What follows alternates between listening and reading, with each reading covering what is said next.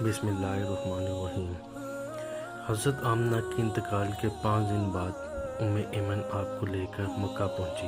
آپ کو عبد المطلب کے حوالے کیا۔ آپ کے یتیم ہو جانے کا انہیں اتنا صدمہ تھا کہ بیٹے کی وفات پر بھی اتنا نہیں ہوا تھا۔ عبد المطلب کے لیے کعبے کے سائے میں ایک قالین بچھایا جاتا تھا، وہ اس پر بیٹھا کرتے تھے۔ ان کا احترام اس قدر تھا کہ کوئی اور اس قالین پر نہیں بیٹھتا تھا۔ چنانچہ ان کے بیٹے اور قریش کے سردار اس قالین کے چاروں طرف بیٹھتے تھے، لیکن رسول اللہ صلی اللہ علیہ وسلم وہاں تشریف لاتے تو سیدھے اس قالین پر جا بیٹھتے۔ اس وقت آپ ایک تندرست لڑکے تھے۔ آپ کی عمر 9 سال کے قریب ہو چلی تھی۔ آپ کا چچا عبد المطلب کے ادب کی وجہ سے آپ کو اس قالین سے ہٹانا چاہتے تو عبد المطلب کہتے، میرے بیٹے کو چھوڑ دو، اللہ کی قسم یہ بہت شان والا ہے۔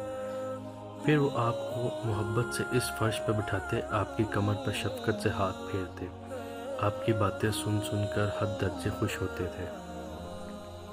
کبھی وہ دوسروں سے کہتے، میرے بیٹے کو یہیں بیٹھنے دو، اسے خود بھی احساس ہے کہ اس کی بڑی شان ہے، اور میری آرزو ہے یہ اتنا بلند رتبہ پائے جو کسی عرب کو اس سے پہلے حاصل نہ ہوا ہو اور نہ بعد میں کسی کو حاصل ہو۔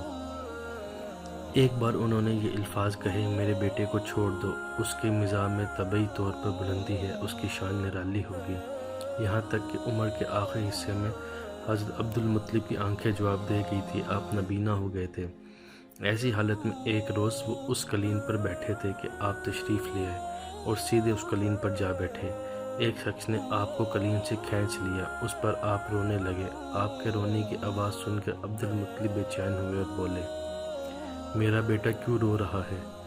آپ کے قالین پر بیٹھنا چاہتا ہے، ہم نے اسے قالین سے اتار دیا ہے۔ یہ سن کر عبد المطلب نے کہا، میرے بیٹے کو قالین پر ہی بیٹھا دو، یہ اپنا رتبہ پہچانتا ہے، میری دعا ہے یہ اس رتبے کو پہنچے جو اس سے پہلے کسی عرب کو نہ ملا ہو، اس کے بعد کسی کو نہ ملے۔ اس کے بعد پھر کسی نے آپ کو قالین پر بیٹھنے سے نہیں روکا۔ ایک روز بنو مدلج کے کچھ لوگ حضرت عبد المطلب سے ملنے کے لیے آئے۔ اس وقت آپ صلی اللہ علیہ وسلم بھی تشریف فرما تھے۔ بنو مدلج کے لوگوں نے آپ کو دیکھا۔ یہ لوگ قیافہ شناس تھے۔ آپ کا چہرہ دیکھ کر اس کے مستقبل کے بارے میں انداز بیان کرتے تھے۔ انہوں نے عبد المطلب سے کہا، اس بچے کی حفاظت کرے، اس لیے کہ مقام ابراہیم پر جو حضرت ابراہیم علیہ السلام کے قدم کا نشان ہے، اس بچے کے پاؤں کا نشان بالکل اس نشان سے ملتا جلتا ہے۔ اس قدر مشابہت ہم نے کسی اور کے پاؤں کے نشان میں نہیں دیکھی۔ ہمارا خیال ہے یہ بچہ نرالی شان کا مالک ہوگا، اس لیے اس کی حفاظت کرے۔ مقام ابراہیم خانہ کعبہ میں وہ پتھر ہے جس پر حضرت ابراہیم علیہ السلام کعبہ کی تعمیر کے وقت کھڑے ہوئے تھے۔ معجزے کے طور پر اس پتھر پر ابراہیم علیہ السلام کے پیروں کے نشان پڑ گئے تھے۔ لوگ اس پتھر کی زیارت کرتے ہیں، یہی مقام ابراہیم ہے۔ چونکہ حضرت ابراہیم علیہ السلام کی نسل سے تھے، اس لیے آپ ان کے پاؤں کی مشابہت آپ میں ہونا قدرتی بات تھی۔ ایک روز حضرت عبد المطلب خانہ کعبہ میں حجر اسود کے پاس بیٹھے ہوئے تھے۔ ایسے میں ان کے پاس نجران کے عیسائی آ گئے۔ ان میں ایک پادری بھی تھا۔ اس پادری نے عبد المطلب سے کہا، ہماری کتابوں میں ایک ایسے نبی کی علامت ہے جو اسماعیل کی اولاد میں ہونا باقی ہے، یہ شہر اس کی جائے پیدائش ہوگا، اس کی یہ نشانیاں ہوں گی۔ ابھی یہ بات ہو رہی تھی کہ کوئی شخص آپ کو لے کر وہاں آن پہنچا۔ پادری کی نظر جو ہی آپ پر پڑی وہ چونک اٹھا۔ آپ کی آنکھوں، کمر اور پیروں کو دیکھ کر وہ چلا اٹھا، وہ نبی یہی ہیں، یہ تمہارے کیا لگتے ہیں؟ عبد المطلب بولے، یہ میرے بیٹے ہیں۔ اس پر وہ پادری بولا، اوہ، تب یہ وہ نہیں ہے، اس لیے کہ ہماری کتابوں میں لکھا ہے کہ اس کے والد کا انتقال اس کی پیدائش سے پہلے ہو جائے گا۔ یہ سن کر عبد المطلب بولے، یہ دراصل میرا پوتا ہے، اس کے باپ کا انتقال اس وقت ہو گیا تھا جب یہ پیدا بھی نہیں ہوا تھا۔ اس پر پادری بولا، ہاں، یہ بات ہوئی نا، آپ اس کی پوری طرح حفاظت کریں۔ عبد المطلب کی آپ سے محبت کا یہ عالم تھا کہ کھانا کھانے بیٹھتے تو کہتے، میرے بیٹے کو لے آؤ۔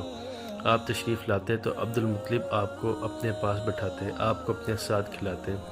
بہت زیادہ عمر والے ایک صحابی حیدہ بن معاویہ رضی اللہ تعالیٰ عنہ کہتے ہیں، میں ایک مرتبہ اسلام سے پہلے جہالت کے زمانے میں حج کے لیے مکہ معظمہ گیا، وہاں بیت اللہ کا طواف کر رہا تھا۔ میں نے ایک ایسے شخص کو دیکھا جو بہت بوڑھا اور بہت لمبے قد کا تھا۔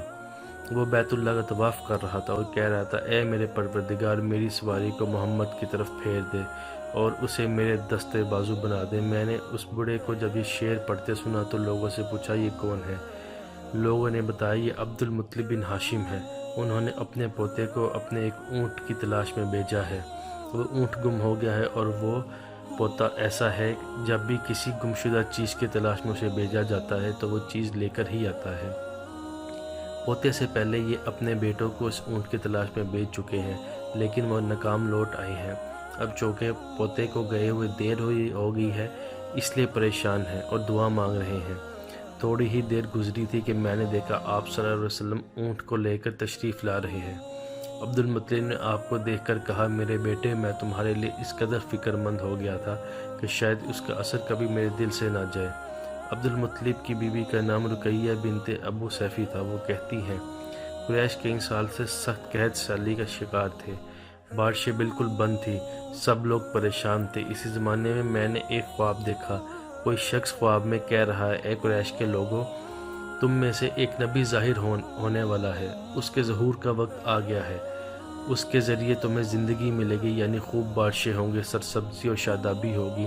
تم اپنے لوگوں میں سے ایک ایسا شخص تلاش کرو جو لمبے قد کا ہو، گورے رنگ کا ہو، اس کی پلکیں گھنی ہوں، بویں اور آبرو ملے ہوئے ہوں۔ وہ شخص اپنی تمام اولاد کے ساتھ نکلے اور تم میں سے ہر خاندان کا ایک آدمی نکلے، سب پاک صاف ہوں اور خوشبو لگائیں۔ وہ حجر اسود کو بوسہ دیں، پھر سب جبل ابو قصیص پر چڑھ جائیں، پھر وہ شخص جس کا حلیہ بتایا گیا آگے بڑھے اور بارش کی دعا مانگے اور تم سب آمین کہو تو بارش ہو جائے گی۔ صبح ہوئی تو رقیہ نے اپنا یہ خواب قریش سے بیان کیا، انہوں نے ان نشانیوں کو تلاش کیا تو سب کی سب نشانیاں انہیں عبد المطلب میں مل گئیں۔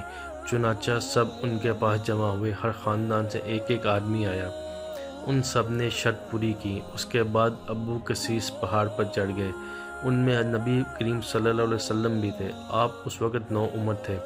پھر عبد المطلب آگے بڑھے، انہوں نے یوں دعا کی اے اللہ یہ سب تیرے بندے ہیں، تیرے غلاموں کے اولاد ہیں، تیری باندیاں ہیں اور تیرے باندیوں کی اولاد ہے، ہم پر جو برا وقت آن پڑا ہے تو دیکھ رہا ہے، ہم مسلسل قحط سالی کا شکار ہیں، اب اونٹ گائے گھوڑے خچر اور گدھے سب کچھ ختم ہو چکے ہیں اور جانوروں پر بن آئی ہے، اس لیے ہماری یہ خوش سالی ختم فرما دے، ہمیں زندگی اور سبزی اور شادابی عطا فرما۔ ابھی یہ دعا مانگ ہی رہے تھے کہ بارش شروع ہو گئی، وادیاں پانی سے بھر گئی، لیکن اس بارش میں ایک بہت عجیب بات ہوئی، اور وہ عجیب بات یہ تھی کہ قریش کو یہ شرابی ضرور حاصل ہوئی مگر یہ بارش قبیلہ قصیص اور قبیلہ مضر کے قریبی بستیوں میں بالکل نہ ہوئی۔ اب لوگ بہت حیران ہوئے یہ کیا بات ہوئی، ایک قبیلے پر بارش اور آس پاس کے سب قبیلے بارش سے محروم۔ تمام قبیلوں کے سردار جمع ہوئے، اس سلسلے میں بات چیت شروع ہوئی۔ ایک سردار نے کہا ہم زبردست قحط اور خوشحالی کا شکار ہیں، جبکہ قریش کو اللہ تعالیٰ نے بارش عطا کی اور یہ عبد المطلب کی وجہ سے ہوا ہے، اس لیے ہم سب ان کے پاس چلتے ہیں کہ وہ ہمارے لیے دعا کر دے تو شاید اللہ ہمیں بھی بارش دے دے۔ یہ مشورہ سب کو پسند آیا، چنانچہ یہ لوگ مکہ معظمہ میں آئے اور عبد المطلب سے ملے، انہیں سلام کیا اور پھر ان سے کہا اے عبد المطلب ہم کئی سال سے خوش سالی کے شکار ہیں، ہمیں آپ کی برکت کے بارے میں معلوم ہوا ہے، اس لیے مہربانی فرما کر آپ ہمارے لیے بھی دعا کریں۔ اس لیے اللہ نے آپ کی دعا سے قریش کو بارش عطا کی۔ ان کی بات سن کر عبد المطلب نے کہا اچھی بات ہے، میں کل میدان عرفات میں آپ لوگوں کے لیے بھی دعا کروں گا۔ دوسرے دن صبح سویرے عبد المطلب میدان عرفات کی طرف روانہ ہوئے، ان کے ساتھ دوسرے لوگوں کے علاوہ ان کے بیٹے اور اللہ کے رسول اللہ صلی اللہ علیہ وسلم بھی تھے۔ عرفات کے میدان میں عبد المطلب کے لیے ایک کرسی بچھائی گئی، وہ اس پر بیٹھ کے نبی کریم صلی اللہ علیہ وسلم نے انہوں نے گود میں بٹھا لیا، پھر انہوں نے ہاتھ اٹھا کر یوں دعا کی اے اللہ چمکنے والی بجلی کے پروردگار اور کڑکنے والی گرج کے مالک، پالنے والوں کے پالنے والے اور مشکلات کو آسان کرنے والے، یہ قبیلے قصیص اور قبیلے مضر کے لوگ ہیں، یہ بہت پریشان ہیں، ان کی کمریں جھک گئی ہیں، یہ تجھ سے اپنی لاچاری اور بے بسی کی فریاد کرتے ہیں اور جان و مال کی بربادی کی شکایت کرتے ہیں، بس اے اللہ ان کے لیے خوب برسنے والے بادل بھیج اور آسمان سے ان کے لیے رحمت عطا فرما تاکہ ان کی زمینیں سرسبز ہو جائیں اور ان کی تکالیف دور ہو جائے۔ عبد المطلب ابھی یہ دعا کر ہی رہے تھے کہ ایک سیاہ بادل اٹھا، عبد المطلب کی طرف آیا اور اس کے بعد اس کا رخ قبیلہ کسیس اور بنو مضر کی بستیوں کی طرف ہو گیا۔ یہ دیکھ کر عبد المطلب نے کہا، اے گروہ قریش اور مضر، جاؤ، تمہیں سیرابی حاصل ہوگی۔ چنانچہ یہ لوگ جب اپنی بستیوں میں پہنچے تو وہاں بارش شروع ہو چکی تھی۔ آپ 7 سال کے ہو چکے تھے، آپ کی آنکھیں دکھنے کو آ گئیں۔ مکہ میں آنکھوں کا علاج کرایا گیا لیکن افاقہ نہ ہوا۔ عبد المطلب سے کسی نے کہا، عکاظ کے بازار میں ایک راہب رہتا ہے، وہ آنکھوں کی تکالیف کا علاج کرتا ہے۔ عبد المطلب آپ کو اس کے پاس لے گئے۔ اس کی عبادت گاہ کا دروازہ بند تھا۔ انہوں نے اسے آواز دی، راہب نے کوئی جواب نہ دیا۔ اچانک عبادت گاہ میں شدید زلزلہ آیا۔ راہب ڈر گیا کہ کہیں عبادت خانہ اس کے اوپر نہ گر پڑے، اس لیے ایک دم سے باہر نکل آئے۔ اب اس نے آپ کو دیکھا تو چونک اٹھا۔ اس نے کہا، اے عبد المطلب، یہ لڑکا اس امت کا نبی ہے، اگر میں باہر نہ نکلتا تو یہ عبادت گاہ ضرور مجھ پر گر پڑتی۔ اس لڑکے کو فوراً واپس لے جاؤ اور اس کی حفاظت کرو، کہیں یہودی یا عیسائی اس میں سے کسی کو قتل نہ کر دیں۔ پھر اس نے کہا، اور رہی بات ان کی آنکھوں کی، تو آنکھوں کی دوا تو خود ان کے پاس موجود ہے۔ عبد المطلب یہ سن کر حیران ہوئے اور بولے، ان کے پاس ہے؟ میں سمجھا نہیں۔ ہاں، ان کا لعاب دہن ان کی آنکھوں میں لگائے، انہوں نے ایسا ہی کیا، آنکھیں فوراً ٹھیک ہو گئیں۔ پرانی آسمانی کتابوں میں آپ کی بہت سی نشانیاں لکھی ہوئی تھیں، اس کی تفصیل بہت دلچسپ ہے۔ یمن میں ایک قبیلہ حمیر تھا، وہاں ایک شخص سیف بن یزین تھا، وہ سیف حمیری کہلاتا تھا۔ کسی زمانے میں اس کے باپ دادا اس ملک پر حکومت کرتے تھے، لیکن پھر حبشیوں نے یمن پر حملہ کیا اور اس پر قبضہ کر لیا۔ وہاں حبشیوں کی حکومت ہو گئی۔ 70 سال تک یمن حبشیوں کے قبضے میں رہا۔ جب یہ سیف بڑا ہو گیا تو اس کے اندر اپنے باپ دادا کا ملک آزاد کرانے کی امنگ پیدا ہوئی۔ چنانچہ اس نے ایک فوج تیار کی۔ اس فوج کے ذریعے حبشیوں پر حملہ کیا گیا اور انہیں یمن سے بھگا دیا۔ اس طرح وہ باپ دادا کے ملک کو آزاد کرانے میں کامیاب ہو گیا، وہاں کا بادشاہ بن گیا۔ یہ یمن عرب کا علاقہ تھا۔ جب اس پر حبشیوں نے قبضہ کیا تو عربیوں کو بہت افسوس ہوا۔ 70 سال بعد جب یمن لوگوں نے حبشیوں کو نکال باہر کیا تو عربوں کو بہت خوشی ہوئی۔ اس کی خوشی کی ایک وجہ تو یہ تھی کہ انہیں حبشیوں نے ابراہہ کے ساتھ مکہ پر چڑھائی کی تھی۔ چاروں طرف سے عربوں کے وفد سیف کو مبارکباد دینے کے لیے آنے لگے۔ قریش کا بھی ایک وفد مبارک دینے کے لیے گیا۔ اس وفد کے سردار عبد المطلب تھے۔ یہ وفد جب یمن پہنچا تو سیف اپنے محل میں تھا، اس کے سر پر تاج تھا، سامنے تلوار رکھی تھی اور حمیری سردار اس کے دائیں بائیں بیٹھے تھے۔ سیف کو قریش کے وفد کی آمد کے بارے میں بتایا گیا۔ اسے یہ بھی بتایا گیا یہ لوگ کس رتبے کے ہیں۔ اس نے ان لوگوں کو آنے کی اجازت دے دی۔ یہ وفد دربار میں پہنچا۔ عبد المطلب آگے بڑھ کر اس کے سامنے جا کھڑے ہوئے۔ انہوں نے بات کرنے کی اجازت چاہی۔ سیف نے کہا، اگر تم بادشاہوں کے سامنے بولنے کے آداب سے واقف ہو تو ہماری طرف سے اجازت ہے۔ تب عبد المطلب نے کہا، اے بادشاہ، ہم کعبہ کے خادم ہیں، اللہ کے گھر کے محافظ ہیں، اور ہم آپ کو مبارکباد دینے آئے ہیں۔ یمن پر حبشی حکومت ہمارے لیے بھی بوجھ بنی ہوئی تھی۔ آپ کو مبارک ہو، آپ کے اس کارنامے سے آپ کے بزرگوں کو بھی عزت ملے گی اور آپ کی آنے والی نسلوں کو وقار حاصل ہوگا۔ سیف ان کے الفاظ سن کر بہت خوش ہوا اور بے اختیار بولا، اے شخص، تم کون ہو؟ کیا نام ہے تمہارا؟ انہوں نے کہا، میرا نام عبد المطلب بن ہاشم ہے۔ سیف نے ہاشم کا نام سن کر کہا، تب تو تم ہمارے بہن کے لڑکے ہو۔ عبد المطلب کی والدہ مدینے کے قبیلے خزرج کی تھیں اور خزرج کا قبیلہ دراصل یمن کا تھا، اس لیے سیف نے ہاشم کا نام سن کر کہا تھا، تب تم ہمارے بہن کے لڑکے ہو۔ پھر اس نے کہا، ہم آپ سب کو خوش آمدید کہتے ہیں، آپ کے جذبات کی قدر کرتے ہیں۔ اس کے بعد قریش کے وفد کو سرکاری مہمان خانے میں پہنچا دیا گیا۔ ان کی خوب خاطر مدارت کی گئی، یہاں تک کہ 1 ماہ گزر گیا۔ 1 ماہ کے مہمان نوازی کے بعد سیف نے انہیں بلایا۔ عبد المطلب کو اپنے پاس بلا کر اس نے کہا، اے عبد المطلب، میں اپنے علم کے پوشیدہ رازوں میں سے ایک راز تمہیں بتاتا ہوں۔ تمہارے علاوہ کوئی اور ہوتا تو میں ہرگز نہ بتاتا۔ تم اس راز کو اس وقت تک راز ہی رکھنا جب تک کہ خدا تعالیٰ اس راز کو ظاہر نہ فرما دے۔ ہمارے پاس ایک پوشیدہ کتاب ہے، وہ پوشیدہ رازوں کا ایک خزانہ ہے، ہم دوسروں سے اس کو چھپا کر رکھتے ہیں۔ میں نے اس کتاب میں ایک بہت عظیم الشان خبر اور ایک بہت بڑے خطرے کے بارے میں پڑھ لیا ہے، وہ آپ کے بارے میں ہے۔ عبد المطلب یہ باتیں سن کر حد درجے حیرت زدہ ہوئے اور پکار اٹھے، میں سمجھا نہیں آپ کیا کہنا چاہتے ہیں؟ سنو عبد المطلب، جب تہامہ کی وادی یعنی مکہ میں ایسا بچہ پیدا ہو جس کے دونوں کندھوں کے درمیان بالوں کا گچھا یعنی مہر نبوت ہو تو اسے امامت اور سرداری حاصل ہوگی، اور اس کی وجہ سے تمہیں قیامت تک کے لیے اعزاز ملے گا، عزت ملے گی۔ عبد المطلب نے یہ سن کر کہا، اے بادشاہ، اللہ کرے آپ کو بھی ایسی خوشبختی میسر آئے، آپ کی ہیبت مجھے روک رہی ہے، ورنہ میں آپ سے پوچھتا اس بچے کا زمانہ کب ہوگا۔ بادشاہ نے جواب میں کہا، یہی اس کا زمانہ ہے، وہ اسی زمانے میں پیدا ہوگا، یہ پیدا ہو چکا ہے، اس کا نام محمد ہوگا، اس کی والدہ کا انتقال ہو جائے گا، اس کے دادا اور چچا اس کی پرورش کریں گے، ہم بھی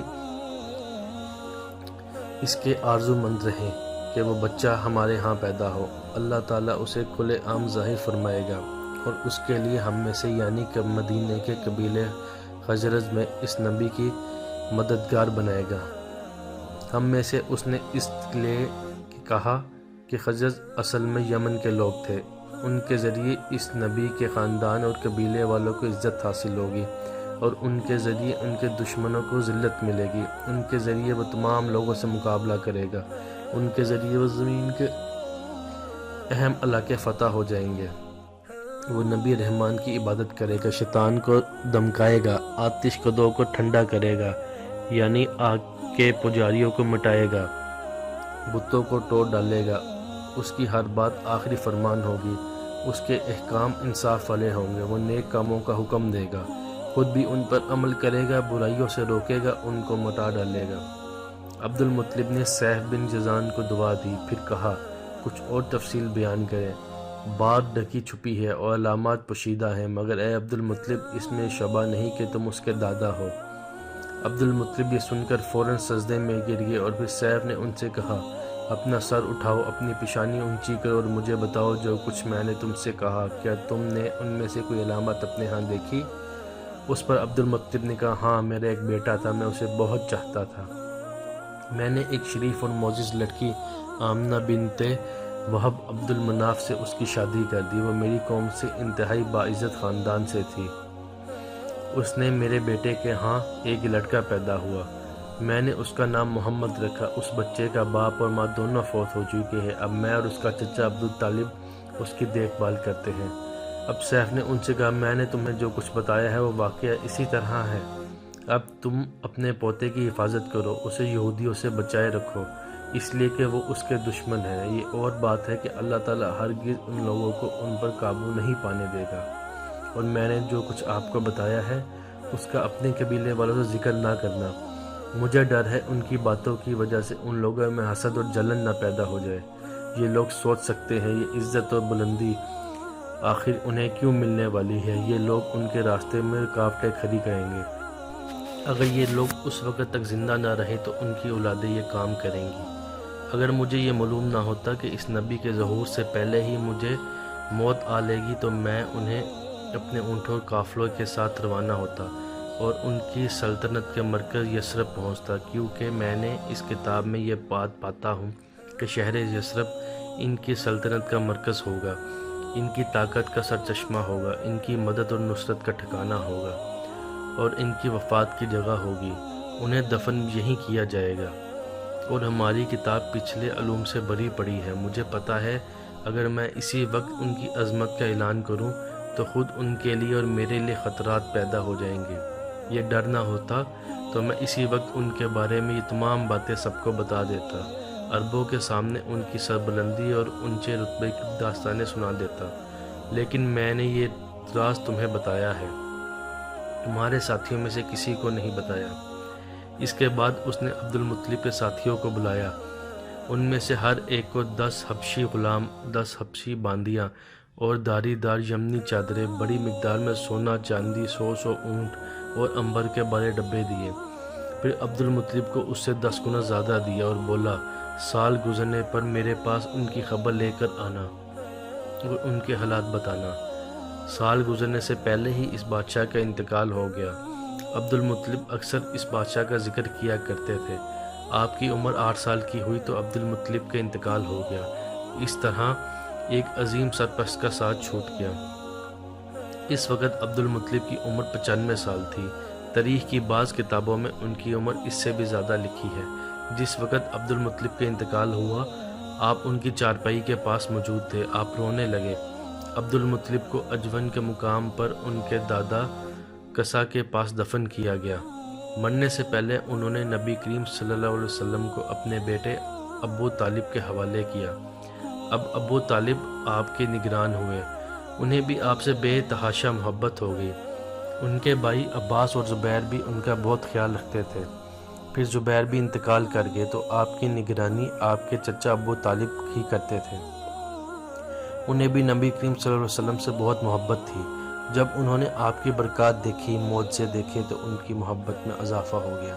یہ مالی اعتبار سے کمزور تھے۔ 2 وقت سارے گھرانے کو کھانا پیٹ بھر کر نہیں ملتا تھا، لیکن جب نبی کریم صلی اللہ علیہ وسلم ان کے ساتھ کھانا کھاتے تو تھوڑا بھی ان کے لیے کافی ہوتا، سب کے پیٹ بھر جاتے۔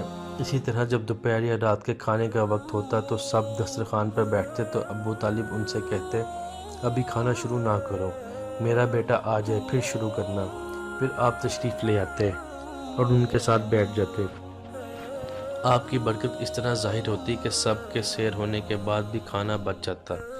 اگر دودھ ہوتا تو پہلے نبی کریم صلی اللہ علیہ وسلم کو پینے کے لیے دیا جاتا، پھر ابو طالب کے بیٹے پیتے، یہاں تک کہ ایک ہی پیالے سے سب کے سب دودھ پی لیتے، خوب سیر ہو جاتے اور دودھ پھر بھی بچ جاتا۔ ابو طالب کے لیے ایک تکیہ رکھا رہتا تھا، وہ اسی طرح ٹیک لگا کر بیٹھتے تھے۔ رسول اللہ صلی اللہ علیہ وسلم تشریف لاتے تو آ کر سیدھے اس تکیے کے ساتھ بیٹھ جاتے۔ یہ دیکھ کر ابو طالب کہتے، میرے بیٹے کو اپنے بلند رتبے کا احساس ہے۔ ایک بار مکہ میں قحط پڑ گیا، بارش بالکل نہ ہوئی۔ لوگ ایک دوسرے سے کہتے تھے لات اور عزی سے بارش کی دعا کرو، کچھ کہتے تھے تیسرے بڑے بت منات سے بھروسہ کرو۔ اسی دوران ایک بوڑھے نے کہا، تم حق اور سچائی سے بھاگ رہے ہو، تم میں ابراہیم علیہ السلام اور اسماعیل علیہ السلام کی نشانیاں موجود ہیں، تم اسے چھوڑ کے غلط راستے پر کیوں جا رہے ہو؟ اس پر لوگوں نے اس سے کہا، کیا آپ کی مراد ابو طالب سے ہے؟ اس نے جواب دیا، ہاں میں بھی یہی کہنا چاہتا ہوں۔ اب سب لوگ ابو طالب کے گھر کی طرف چلے۔ وہاں پہنچ کر انہوں نے دروازے پر دستک دی تو ایک خوبصورت آدمی باہر آیا۔ اس نے تہبند لپیٹ رکھا تھا۔ سب لوگ اس کی طرف بڑھے اور بولے، اے ابو طالب، وادی میں قحط پڑا ہے، بچے بھوکوں مر رہے ہیں، اس لیے آؤ اور ہمارے لیے بارش کی دعا کرو۔ چنانچہ ابو طالب باہر آئے، ان کے ساتھ رسول اللہ صلی اللہ علیہ وسلم بھی تھے۔ آپ ایسے لگ رہا تھا جیسے اندھیرے میں سورج نکل آیا ہو۔ ابو طالب کے ساتھ اور بھی بچے تھے، لیکن انہوں نے آپ ہی کا بازو پکڑا ہوا تھا۔ اس کے بعد ابو طالب نے آپ کی انگلی پکڑ کر کعبے کا طواف کیا۔ یہ طواف کر رہے تھے اور آسمان کی طرف نظر اٹھا کر دیکھ رہے تھے جہاں بادل کا ایک ٹکڑا بھی نہیں تھا، لیکن پھر اچانک ہر طرف سے بادل گر کر آنے لگے۔ اس قدر زوردار بارش ہوئی کہ شہر اور جنگل سیراب ہو گئے۔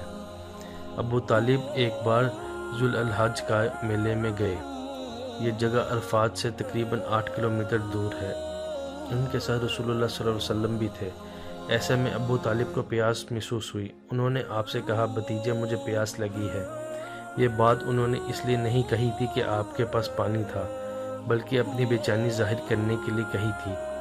چچا کی بات سن کر آپ فوراً سواری سے اتر آئے اور بولے، چچا جان آپ کو پیاس لگی ہے؟ انہوں نے کہا، ہاں بھتیجے پیاس لگی ہے۔ یہ سنتے ہی آپ نے ایک پتھر پر اپنا پاؤں مارا